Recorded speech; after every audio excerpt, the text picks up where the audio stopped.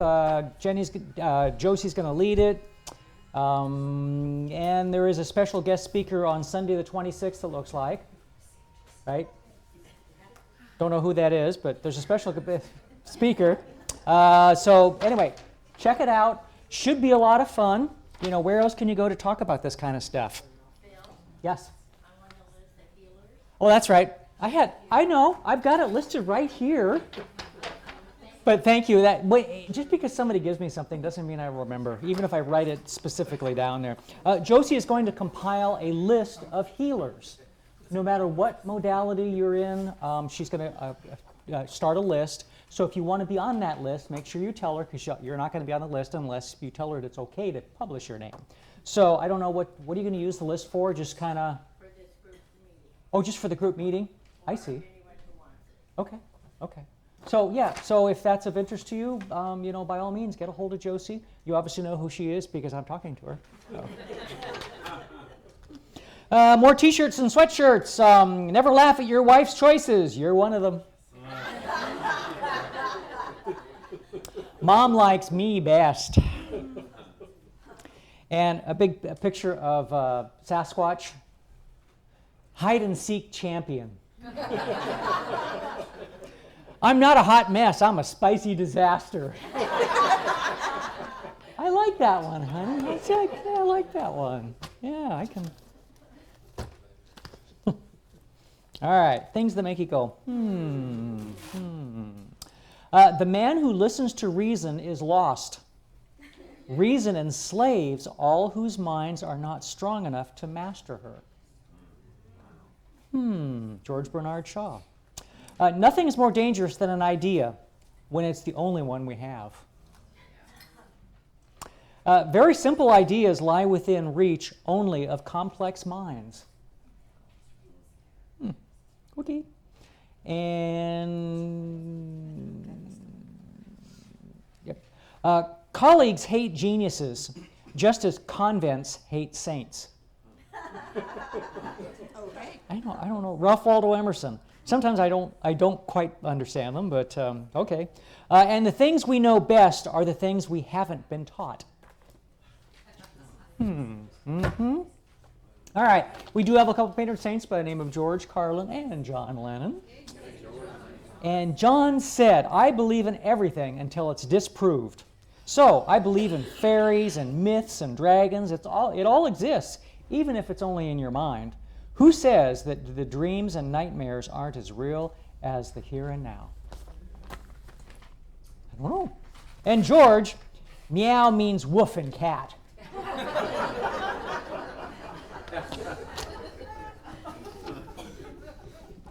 Bet you didn't know that, did you? Bet you didn't contemplate it at all, actually. So who cares? Okay, the modern image of Santa Claus as a rosy-cheeked old man wearing a plush red suit was popularized by American artist Hayden Sundblom in advertisements for the Coca-Cola Company in the 30s.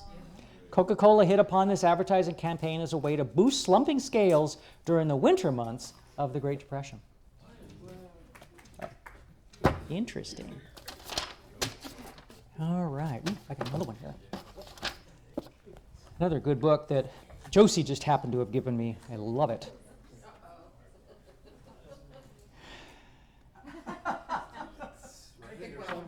I think it's the one I just opened too. Let's find out. There is a pleasure in the pathless woods. There is a rapture on the lonely shore. Better to remain silent and be thought a fool than to speak and remove all doubt. Abraham Lincoln. Trust men and they will be true to you. Trust them greatly and they will show themselves great. Nice. Again, Ralph Waldo Emerson. So, stay.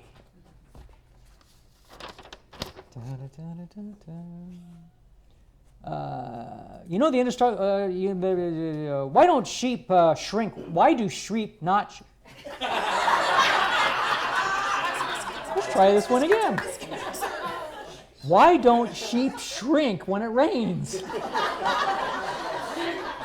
Yeah. Why are they called apartments when they're all stuck together? I don't know.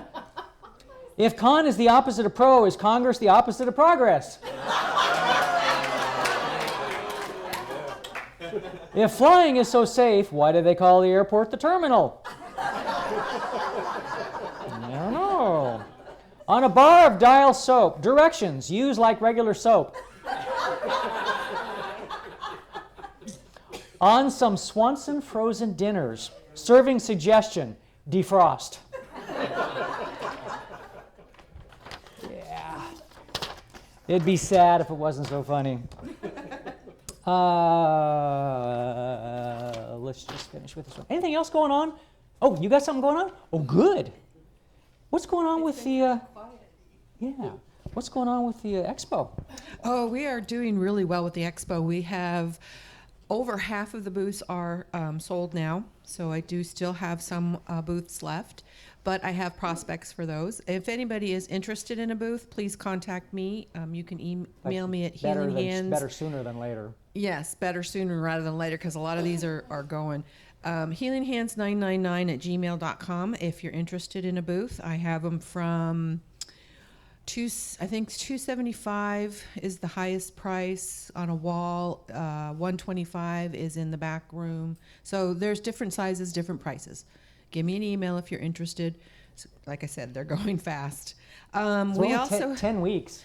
I know About 10 weeks it's away, really so. coming up fast. Yeah. You know, as each Sunday comes, the closer we get. We're 1 week closer. We are also Amazing. starting to sell the raffle tickets for the beautiful quilt that Chris Powell made again and donated to this year. We have pre-made tickets that have been made up with a picture of the quilt on them. They're selling for $5 each, and I have envelopes made up of 10 tickets. If you are interested and would like to take these to sell to friends, family, coworkers, please see me, and then I'll sign them out to you. If I handed you out tickets last week, could you raise your hand? Okay, so you are the 3 that I have. Did you have any sold that you had wanted to turn in? Okay, so make sure you get those back to me just as soon as you can. Anybody interested in taking a packet? Just let me know. I'll have these all made up each Sunday, so just come to me if you want one, and I'll sign one out to you. Is that everything? Yeah, thank you. Thank you. You know, in the expo, it's always been a huge outreach for us, and that's why we do it. It has turned into something that actually does make some money for the church, and with $500 utility bills like we just got in, kind of need it. So, and you know, we've got lots of costs that we try to muster, but since we don't beat people up like kind of traditional churches do, we have to have other ways of making money too. On that Hello. note, On that note. I'm going to just yell into your shirt. Okay. Here's the volunteer sign-up sheet. If you've already volunteered in the past for our expo, we have your name and number. If you haven't and would like to volunteer, would you please sign up? Because we can certainly use Yeah, your she knows I'm doing assistance. it. She knows I'm doing it. So.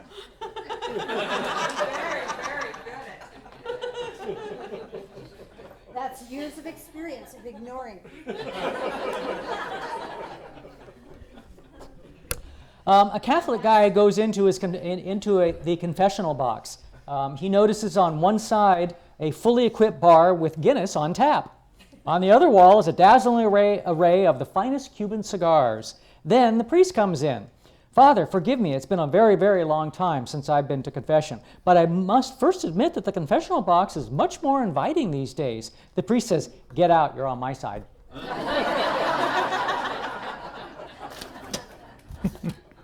ha.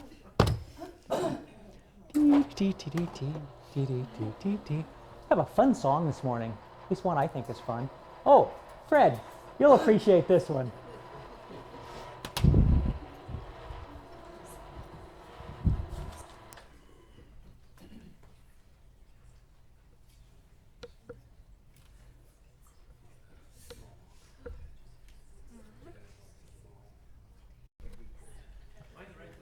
Are you in the right place?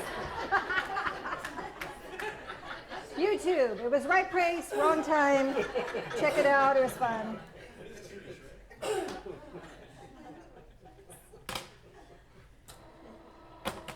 hard to be in a bad mood after that, right?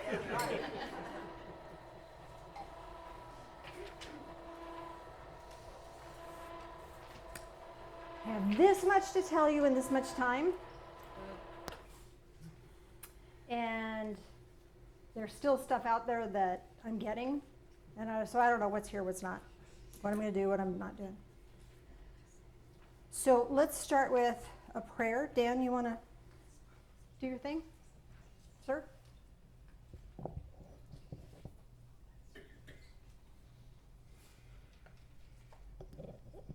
During my quiet time with the flutes playing, Creator has offered this for us today.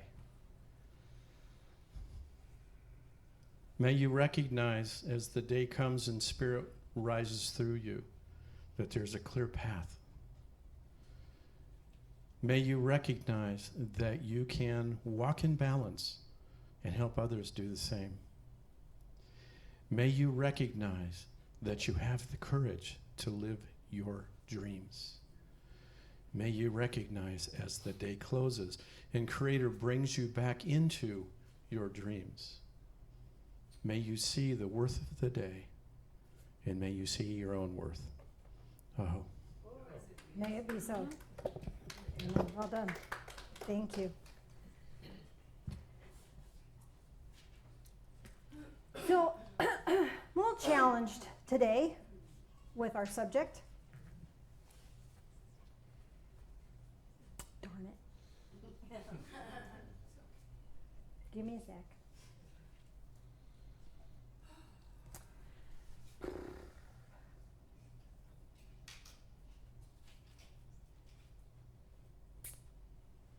You know, I wish I could just start talking and words would flow. Usually that's what happens.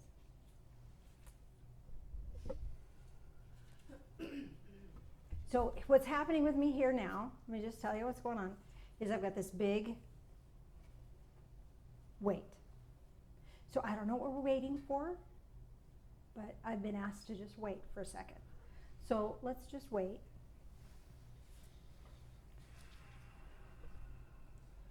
I don't know what we're waiting. Okay, there we go. All right. I don't know. I just follow directions. You know what happens when I don't follow directions? Well, we don't want to go there. So our discussion today, believe it or not, is release and clear. And this is about letting go of things that no longer serve us. And it's more than that. It's more than that. It's about forgiveness. And I don't like it. We don't like it. I like holding grudges because that makes them wrong and makes me right. However, that doesn't heal me. That doesn't generate healing energy for me, and that doesn't bless me. So being able to let go and forgive is really powerful. And at the same time, I get to look at the times that I have not stepped correctly, and I have not been a blessing to others completely. So this is asking us to really take a look. Dadgummit. I want to be on autopilot and just go through life and make it everybody else's fault that I'm not happy, right? No, not for now. If you want to choose that, that's okay, you could do that. But for now, we're going to just pay attention to your own heart. Can we do that? Just move into your heart space and walk with me as I look into my heart. I ask you and invite you to look into your heart. I have a handout for you. This is dangerous for me to hand a handout. Because often when I hand a handout, you're in the handout and you're not listening, and that's okay. So, if you'd be so kind. So I'm taking a risk here, stepping out into this world.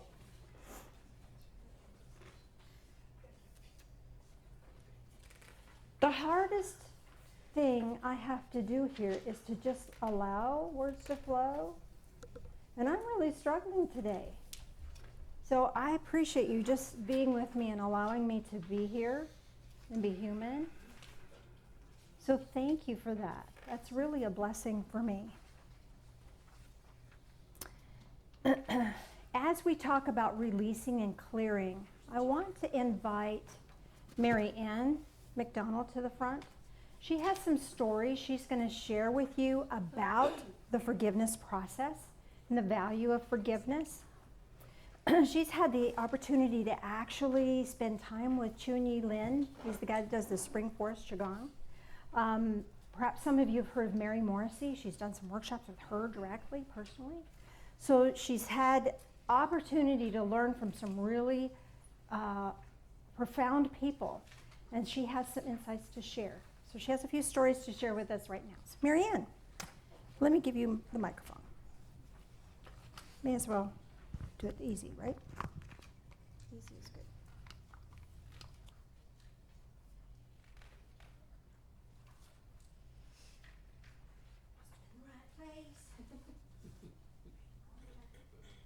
There you go.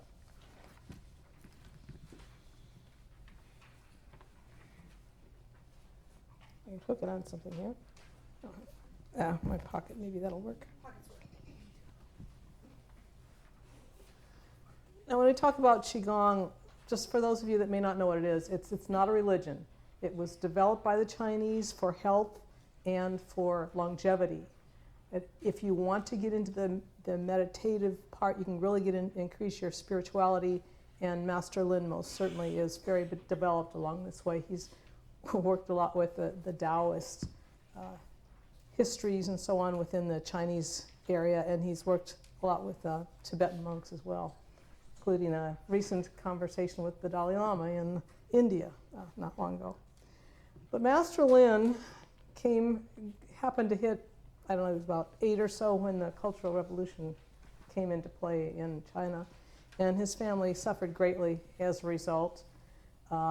He had a lot of injuries as a child. He was one of the forced labor type people sent off after high school to go forced logging and farming and so on, where in order to have money to eat, he used to go out and catch poisonous snakes and sell them to the community that turned that sort of the poisons into medicines.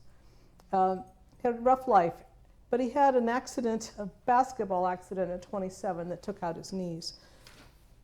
Injured both of them so badly that the doctor said, well, we could do surgery on him, but we're not sure that would help at all. So he didn't have the surgery. And ended up going around, he'd be walking around, he'd just be falling down. He had very much pain. And he was also very angry from all of his background and angry at feeling so hurt that at 27, he was suicidal, so severely suicidal with this nasty knee injury. Bone spurs in his neck and back from his injuries in the logging industry. He had an opportunity to work with a Kung Fu Shaolin monk, who did a healing on 15,000 people in a soccer field. And at that time, he didn't really know what to expect, but I want to read a few of his words on this. So they were all asked to follow the instructions from the master healer. And I'm going to drop stuff as I go here. Let me stick it here. He says, while I was meditating in the soccer field with this master for 7.5 hours, and he said there were no restroom breaks. He said Chinese people are follow the rules. He said, in order to heal yourself faster and more completely, the master said this, you need to forgive those people who once upon a time hurt you so badly. Chunyi Lin says, as soon as I heard that message, I said to myself, no way. How could I forgive those people?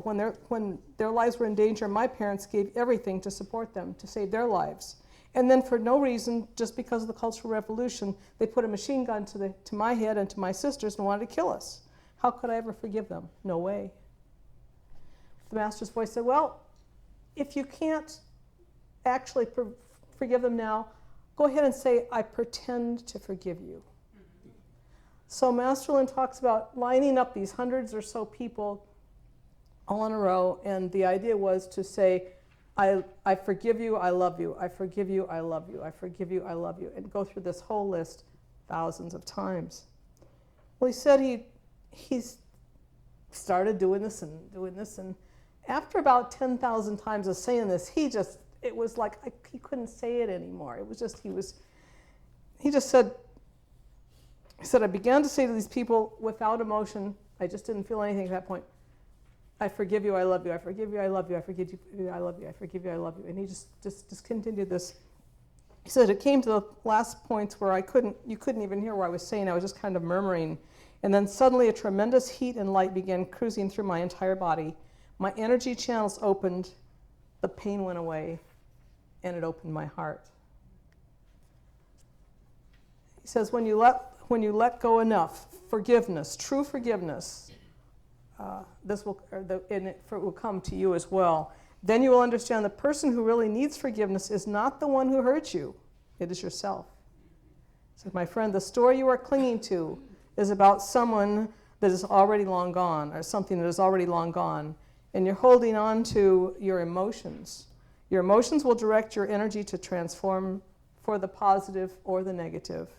If you have negative emotions, then negative energy will come to you. That means you're going to get sicker. But if you allow positive emotions like joy and happiness to come in, your body will have more alkaline energy in it, more positive energy, and that energy is going to help you heal.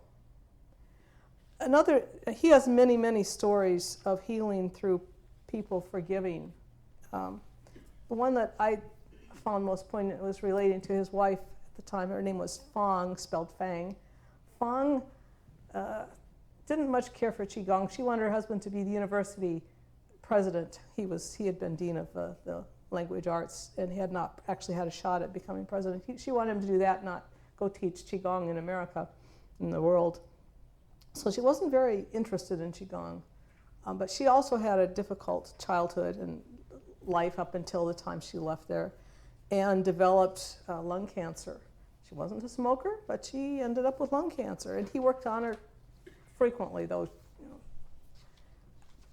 She got angry, and as she got angry and angry in her life, the tumors got worse and worse. And it actually was the point where she was in hospice with tumors all over her body. And a good friend of theirs from the Mayo Clinic came and said, Fong, if you want to come back to life, you've got to forgive all of those people in your past that did you wrong. And she actually was able to do it, and the tumors disappeared. They actually disappeared. She had several more years of life, and then she developed the cancer again. Master Lin's explanation is that she just couldn't keep that anger, she couldn't keep at the level of forgiveness. So forgiveness sometimes requires more than one shot. So doing it kind of in layers. So doing it on a consistent, frequent, whatever basis may be necessary depending on your level of anger and need for forgiveness. But in any case, it had happened very well for her previously, and had she been able to keep at that level, she probably would have maintained for a lot longer. Now, Mary Morrissey talks about several examples of forgiveness. Now, we talked about it mostly in healing in the first two. The next are more a matter of healing or being able to work through the blocks in your life. There was a guy by the name of Al. He was a motorcyclist who had been into violence and had spent some time in prison. He pretty well rehabilitated himself when he got out.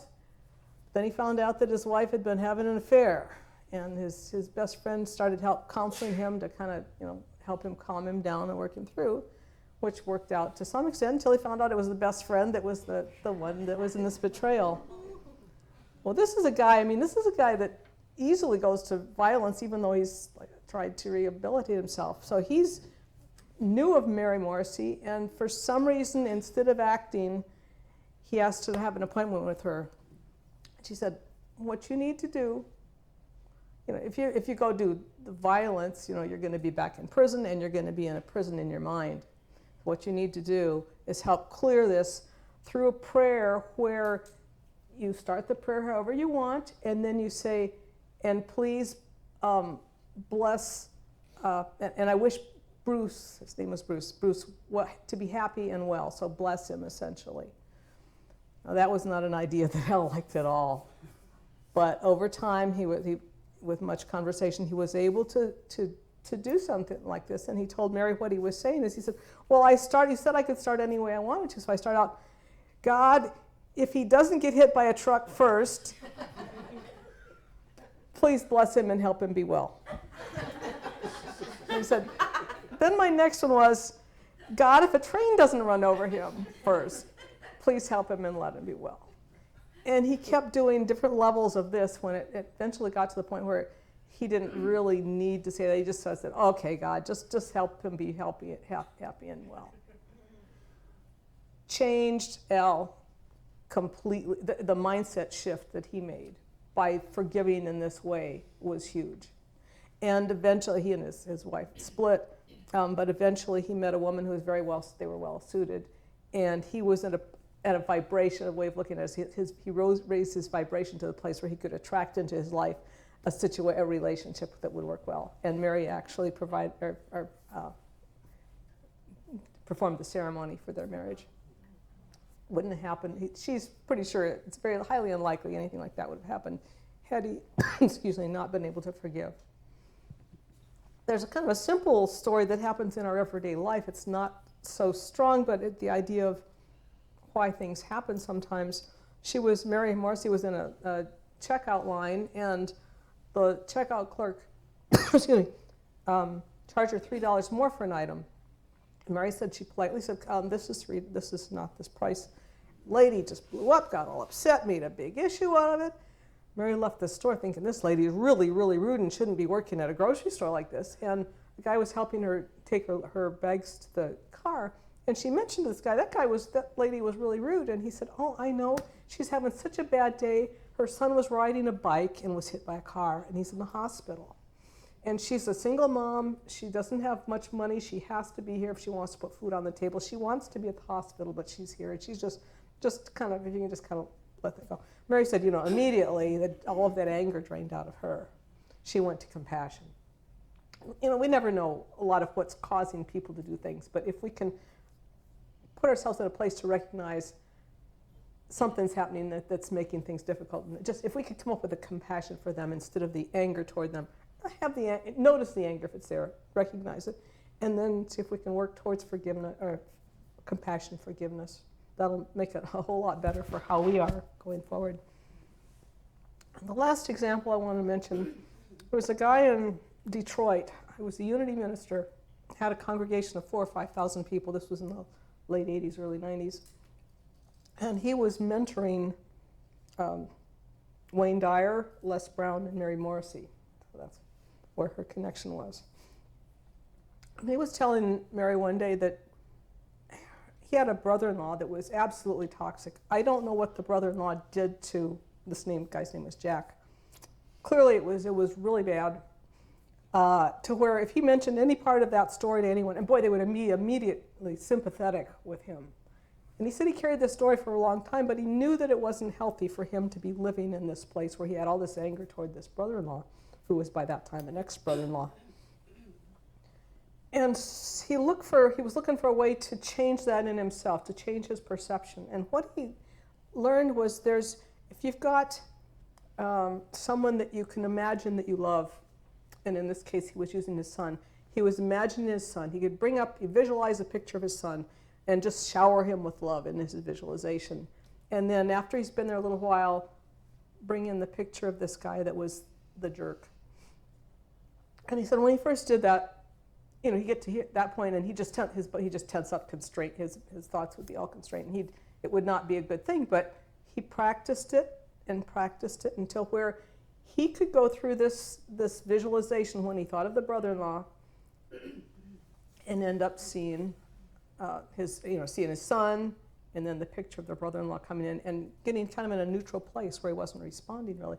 And he actually got to where he saw that brother-in-law as a child, the same age as his son had been.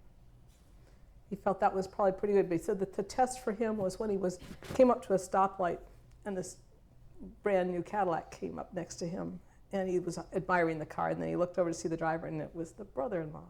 And he said he actually felt happy that the guy had been able to purchase this car and so on. So he felt that he had been able to totally forgive the brother-in-law. I thought that was a very interesting approach to it. Back to you, Janice. Thank you. Let's give her a hand.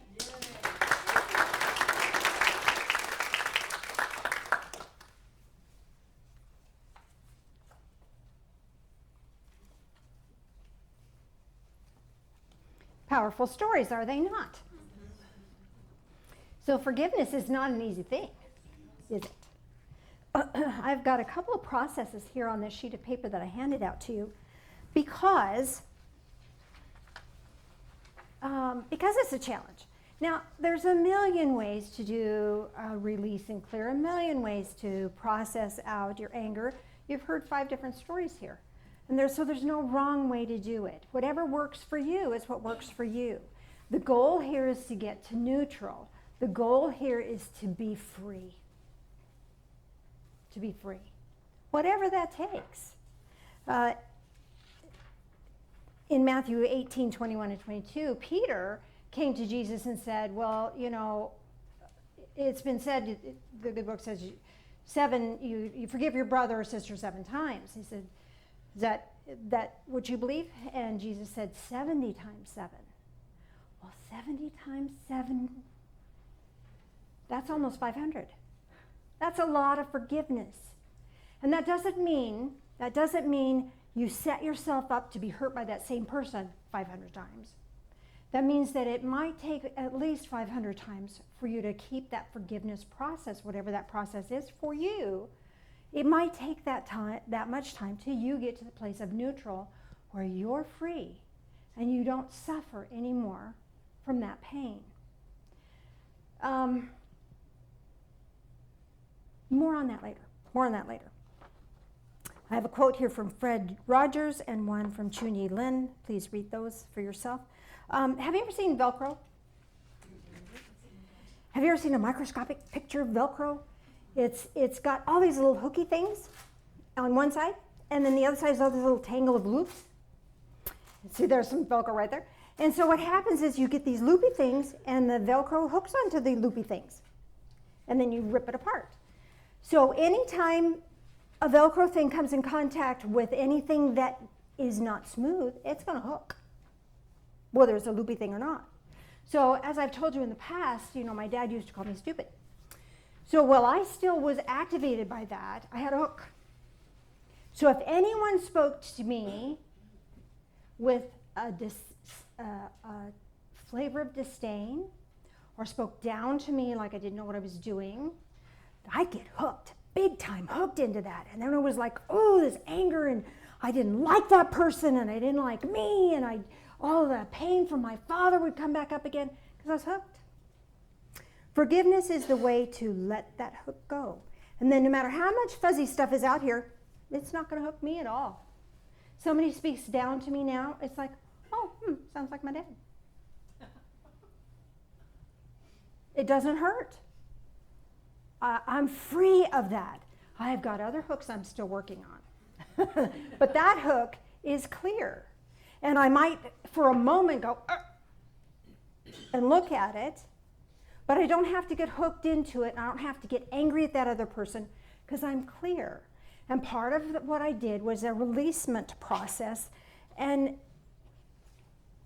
part of this is it doesn't even have to be verbal and face-to-face with that other person. That other person could be dead. That other person could live in 6 counties over, in another country. Doesn't matter, because you can say this and receive the same healing, blessing, clearing. So to that other person or to their energy, you can say, it was wrong when you did la la la. In my opinion, it was wrong when you did that. Now maybe in their opinion, they were totally justified. Maybe in their opinion, what they did was absolutely right and you were in the wrong. But for this activity, it was wrong when you did blah, blah, blah. And be really, really, really, really clear. Because if you can be really, really, really clear, then you deactivate and you release that hook. And you don't get hooked by anybody else again. And just say, you hurt my feelings is not clear. What specific action happened? What specific action happened? And then add a truth is. Truth is, what's the truth? Truth is I'm worthy of kindness, or truth is I valued your word till you didn't honor it, or I valued your word, or I appreciate information privately. If somebody calls you out in public and chews you out for a mistake, You have a right to say, you were wrong when you did that, or it was wrong that that happened, because I'm worthy of being treated with respect and being called aside to have you go over a fault that you may perceive for me. You have a right to do that. And if you can't do it publicly, do it in your own mind. And then your part, privately to yourself and to God. As a result, I hereby dismiss any and all bitterness, resentment, and anger from my body, mind, and soul, as best I can for now, and thereby discover the blessing. There's a blessing. There's a blessing. If my dad hadn't called me stupid, I would not have strived hard to find wisdom. There's a blessing in everything, even the most bitter pain. There's a blessing as a result. And maybe it's not a blessing that we're seeing right here, but it's this expanded awareness we've been talking about that we get to. And in that place of expanded awareness, then we can see the blessing. Now, sometimes we screw up. Sometimes we say things that hurt other people. So when we mess up, or we need to speak to ourselves, we can say, it was wrong when I did whatever. If you're really strong, you can say, I was wrong. Oh, that's hard. Say it with me. I was wrong. I was wrong. Are your ears still attached? Is your butt still engaged? Yeah, still there. You didn't die. You're still here. Say it again. I was wrong. I was wrong. It's really less painful than it seems like it would be. And you're not giving the other person power. You're taking your own power back by acknowledging. Does that make sense? It was wrong when I did whatever, slammed the door, spoke in anger, whatever. Truth is, I can do better. I could do better. What about the time you didn't treat yourself right? Darn, I didn't listen to my body and I stayed up too late, or I ate something that wasn't good for me, or I allowed myself to get all spun up and upset. I was wrong when I allowed that to happen. I can do better. That's the truth. And then privately to yourself and to God, I hereby observe my feelings and expressions and thereby choose kindness over frustration and fill myself with awareness and compassion, as MaryAnn was talking about. Compassion is the key. Compassion is the key. When you have no hook, there's nothing to grab you, and no pain. So we suffer terribly. We suffer terribly. And it's like, well, Janice, I can't forgive. That's unforgivable. And there are some things in this world that are unforgivable. I want to draw your attention back to the man, Jesus. Were you betrayed and that was unforgivable? Jesus was betrayed. Did you suffer pain at the hands of another human being? Jesus suffered pain at the hands of another human being.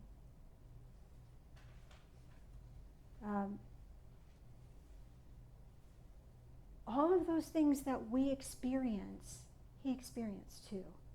And you know what he did? He said, Father, forgive them. They know not what they do. Sometimes we don't have it in us to forgive. So we ask the big guy, the one who is all love, all light, all compassion, all the time, we ask that one to do the forgiveness and thereby teach us how to forgive. Allow us a pathway by which we can forgive and become neutral about that. It takes time. It might take us more than 2 or 3 times of doing that. But what happens here is we don't have to hang on to a story that may have been a defining moment, but it doesn't define who you are. Who you are is not your story. Who you are is this higher level of awareness that is filled with compassion, love, and power. And when we are unforgiving, we are giving our power away to a story or to a person or to the past. Reclaim your power, because your power isn't in hatred. You're not making them punished. There's a Bible verse I want to share with you. We forget this. Proverbs 24, verse 17. Do not rejoice when your enemy falls, and do not let your heart be glad when he stumbles. Okay, there's 2 things going on here. So, we have an enemy because we haven't forgiven, and we want them to suffer because they hurt us in some way, physically, mentally, emotionally, spiritually, right? But if we take pleasure in their suffering, or if we hang on to that and we are unforgiving, here's what happens. Lest the Lord see it and be displeased, and he turn his anger from him. By holding on to a hurt and a suffering, you're keeping that other person from their karma. Let go. Let go. They can't see what they've done because they can't see what they've done. And then if you're hanging on to the anger and the frustration and the bitterness and the hatred about that, they can't get their karma. By letting it go, then they have opportunity for consequences. They have opportunity for awareness that might have been blocked from them up to that point. Take your power back. Give God the power to do with them as is best done. If their soul needs to learn, their soul needs to learn. And hanging on to anger isn't helping them learn anything, and it's certainly not helping me learn anything. People, when they abuse us or treat us cruelly, it's from the lust of the eyes, lust of the flesh, boastful pride of life. Remember those three? Big three? Okay? Lust of the eyes, I want what you've got, I'm going to take it. Lust of the flesh, ooh, passion. That's that, all kinds of levels of that. And then boastful pride of life. I'm more important than you. I'm right, you're wrong. All of those things, when they're active, a person is not in their spiritual mind. That's where hurt happens. But when we're in this place of compassion and higher level of awareness, we can see that they were carried away. James talks about being carried away by those things. They're carried away. They're not conscious. No one would in their right mind hurt you intentionally because they just wanted to hurt you. There's usually some trigger point, some hook for them, and you just happen to be in the way. So let them go, let them get their own karma, and reclaim your own power. When we hold a grudge or hold a bitterness or hold a resentment or hold a pain or hold on to a story, we're giving that our power. And the power that we are is diminished. So reclaim your power. Let it go. However that looks to you. There's tons of different directions. Ho'oponopono, Course in Miracles. Whatever you choose to find the way to let go, do it. Because it's time to reclaim the power of who you are. And the power of who you are is not bitterness. It's not resentment. It's not anger. That's not where your power is. Your power is in this higher level of awareness that is compassion, is love, is peace. I wish that for you. Mr. Phil, join me up front, please.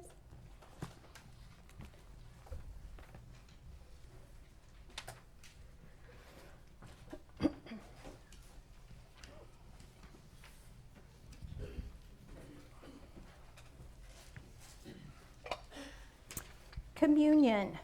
This is a physical manifestation of our spiritual connection. Now, we've talked about reclaiming our power. This is a physical manifestation of reclaiming our power. Take it back. Take it back right now.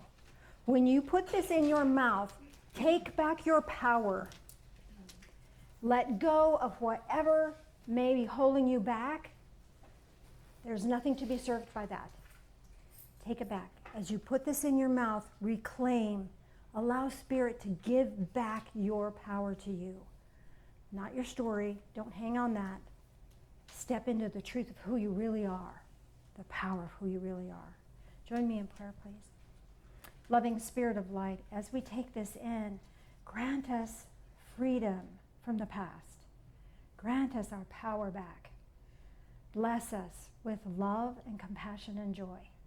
Walk with us in this journey. These things we pray in the name of Jesus. Amen.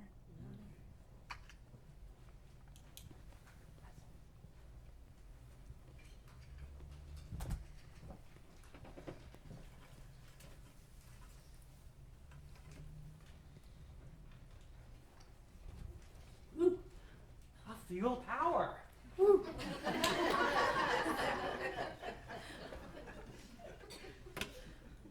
Cue the music from Bruce Almighty. I got the power. Don't mind us. Join us in prayer again, please.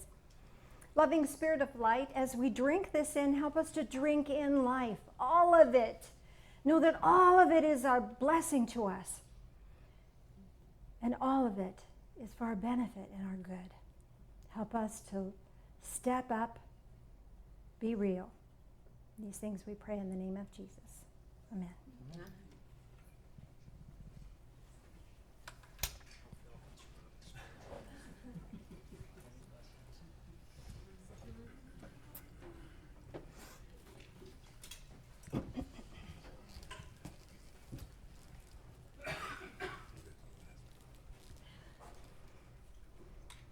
You do it? Woohoo! I already had somebody picked out. Oh, you did? Yeah. Oh, well, we don't want to let them off the hook. Oh, yeah. Who got saved? Who was saved? Fred. Oh, it's your lucky day, Fred. I'm going to do it for you. Unless you just want to. Okay.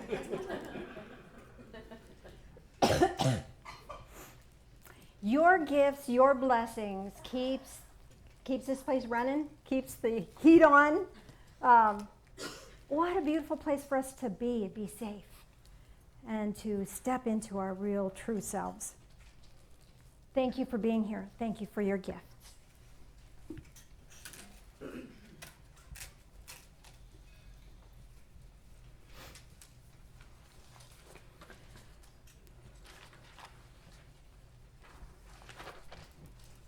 Remember, there's a oneness blessing afterwards.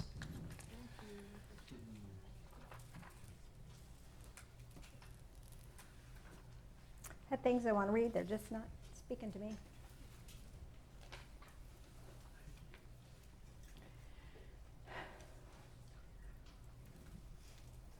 So let's do a guided meditation as that passes around. I'm trying to remember what I was going to do. I've forgotten. Don't you love it when they mess with me?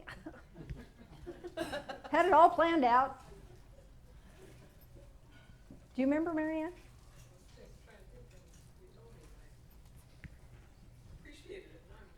I was like, oh, that's perfect. No.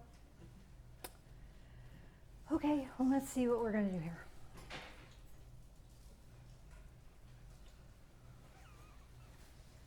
Okay, is there someplace you want to go? Because where I was going to go has been blocked. Yeah? What'd you say? Crystal caves.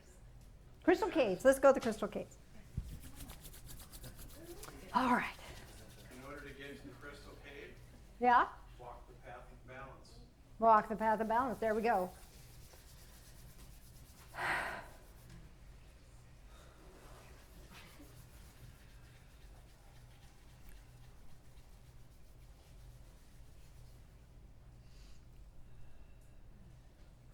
Bring your attention into your heart space.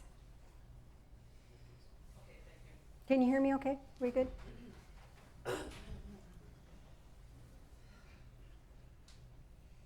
With your attention in your heart space, notice your body. Is there constriction, restriction? Notice that and just let it go. Allow yourself to be here right now and be clear right now as best you can.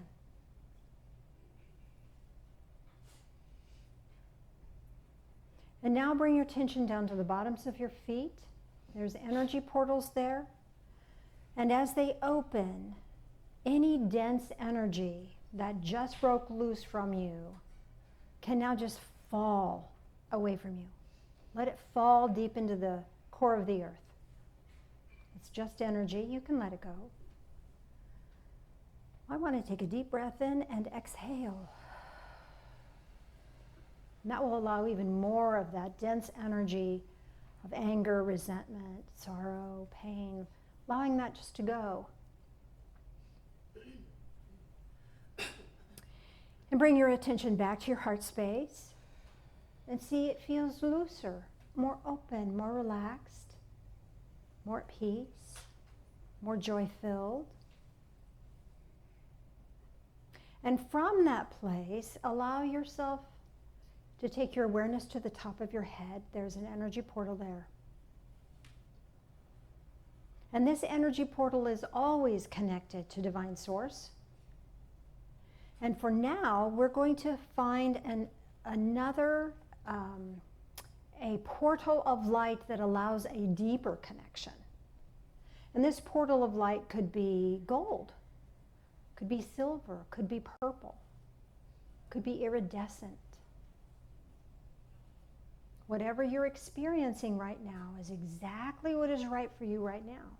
So allow yourself to perceive that, be aware of that. And this beautiful energy of light will flow down into your head, touching your mind. And as it touches your mind, those old stories can just be pushed aside. And as they're pushed aside, they can just fall out the bottoms of your feet. That was then, and this is now. And right now, you are love, you are light, you are compassion, and you are joy.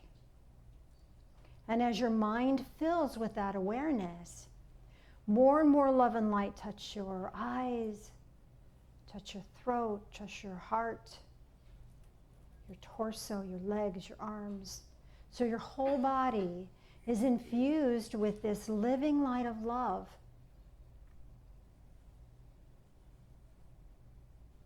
And you feel empowered, stronger than you've ever been before. And in this place of strength, you allow yourself to find your way to a pathway that leads you into the mountains. And as you're walking in this pathway, you notice that the pathway leads into a cave opening. As you're standing at the cave opening, you notice that there's gear here for you. Perhaps it's a lantern or a flashlight you would choose to take with you. Perhaps it's sturdy shoes to give you footing, good footing. Or perhaps it's gloves to help you feel your way through without injuring your hands. So choose now, either the lantern or light, the shoes, or the gloves. And with whichever you choose, allow yourself to go into the cave. And you notice the cave has a soft lighting to it anyway. So you can see as you're walking through the cave, you're safe. And as you step into this cave, you notice that there are many pathways in the cave.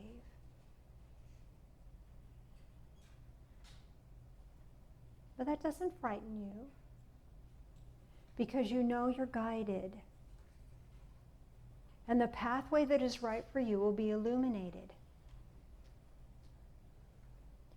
And the pathway that lights up for us today is the pathway that leads us into the crystal cave of amethyst. Allow yourself to step into this beautiful cave of amethyst. There are amethyst crystals littering the floor. There are amethyst crystals coming from the ceiling. And the walls are just loaded with these amethyst crystals. And as you step further into this room, this cave opening, you feel the energy of all this amethyst crystal. It almost hums. So you feel the vibration of it. So feel the vibration. And notice that the crystals are glowing this beautiful purple hue. And feel that purple energy moving in and touching every fiber of your being. The energy of amethyst is our divine connection. Allow this beautiful vibration of amethyst to heal, to comfort, support, and gently care for you in this moment so that your past is healed, your heart is clear, and your mind is awakened. You feel strong and empowered, and you have a sense of who you really are, a compassionate, empowered person. You came to make a difference. You may not know exactly what that's supposed to be, but you allow yourself to just take that on. And you have a deep sense of this connection to all that is. You have a deep connection to divine source, this living light of love. And you realize that you have a sorrow or a pain in your heart still. And you can ask, as you're being bathed in this beautiful purple light, you can ask for that to be removed. And it's as if the hand of God comes in and gently, gently releases you from that pain. And you feel free.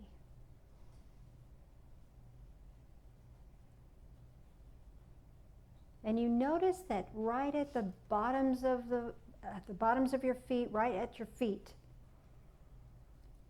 is a beautiful amethyst crystal that seems to be glowing. Pick it up.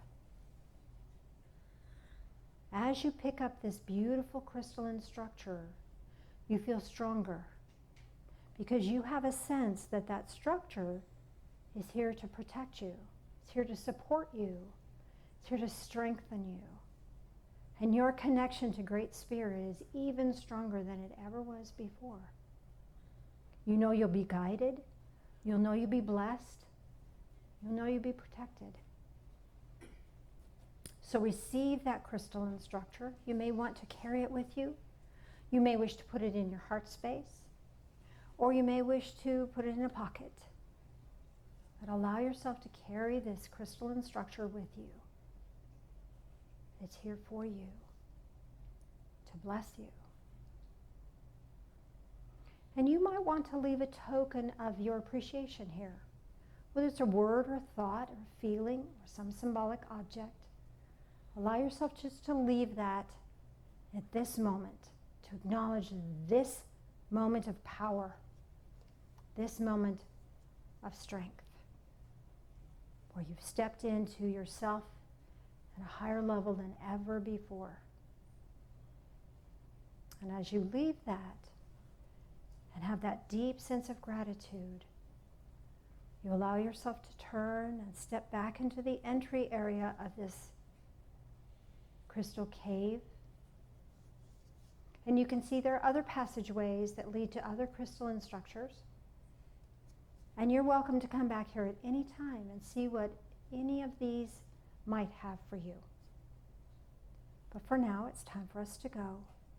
So as you step out of the cave, you might want to leave your equipment, whether it was the lantern or the shoes or the gloves. Whatever you chose, you might want to leave it here for the next time you come. And allow yourself to find your way back down your pathway, back into this time and space, back into the here and now. Taking a deep breath in and exhale. Wiggle fingers, wiggle toes. Welcome back. Does anyone have any questions about their meditation? First of all, let me go through the three things. If you chose the lantern or the light, you are asking for guidance right now, and guidance is going to come for you. You'll know, you'll have an enlightening experience for the next few days to where insights will come for you. If you chose the shoes, it's time, you already know what you need to do. It's time to just do the step. Take the next right step. You don't have to do it all. Just take the next right step. And if you took the gloves, this is asking you to be gentle with yourself and gentle with others, and treating others with kindness and treating yourself with kindness. So what did you leave? Did anyone have a question about what you left? Yes, ma'am. I left a boulder that at first I thought it was polished silver. If it's more than a word, I want you to. I'm trying to stay away from that. There we go. I left a boulder that at first I perceived as a polished silver, but then I realized it was a mirror. And Interesting. it had, it wasn't a smooth ball at all. It was, you know, it had jagged edges. But I had an experience of that really exploding in my vision. You know, I could really see it more than I've ever really done in a guided meditation before. So what do you think a mirrorized boulder means for you? To take a good look at myself and love her. Well said. Well said. How does that feel? Feels good. Feels good. Anybody else have a question about there? In the back.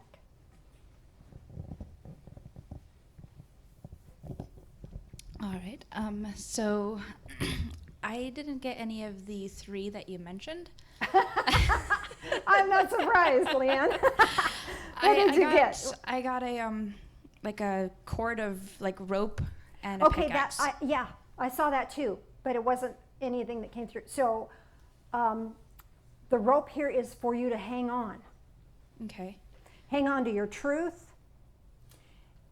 Fasten to your truth. Fasten to what you know to be true. Okay. And let that support you. And the pickaxe? And a pickaxe? Yes. Okay, so you're maybe going out on a limb here. Oh, yay. Okay. So, but this is to help you break loose what needs to be broken loose and hang on to what needs to be hung on to. Okay. Does that Thank make you. sense? Yes. It Totally does. fits for you right now, doesn't Oh, it? yeah. Thanks. Yep. Thanks for bringing that up. Yeah, just because I make a suggestion doesn't mean that that's how it is. Anybody else? Dan? This is actually for Leanne. You can also use the pickaxe to drive it in and solidify it. And you can use the rope to tie yourself to it to rest. Ah. Rest in your truth. Rest in your truth. Anybody else? Up here?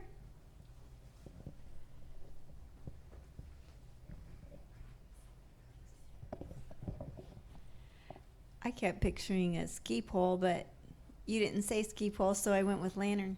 So I'm figuring it's like a pickaxe Well, what do you use a ski pole for? to support yourself when you're skiing. I don't ski. Who skis?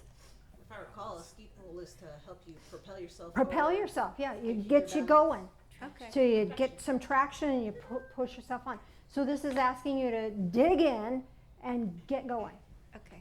Does that make sense? Yeah. And then the lantern then is going to give you insights on how to do that. Thank What you. to dig into, how to get that good footing, how to get that traction, and how to leverage yourself forward. Cool. Thanks. Thank you. Anybody else? All right. Mr. One more? Okay. One more and then we'll wrap it up. I was wondering if there was a significance of which cave we were going through, because the middle one kind of lighted up a little bit, but then the right side cave lit up. So what for that's me. saying is that you might want to do this guided meditation again and go back and look at that. Okay. There's more information here in this kind of a process. Okay. So what color was the crystals in that other cave? Could you tell? It was shadowy, and then like an owl came through. For Okay. me. So there's more, owls are all about insights and awareness and wisdom, knowledge. So there's more information for you that you might want to do this guided meditation again on your own. Great. Thank you. Uh-huh. Yeah, and it may not be amethyst that you see next time. Maybe something different. All right, you want to turn the microphone off for me? Just hit the bottom button.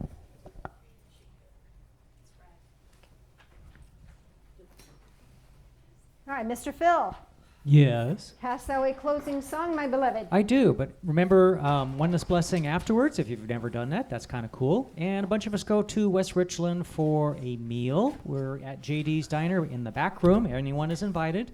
And yeah, let's do What a Wonderful World. As he's queuing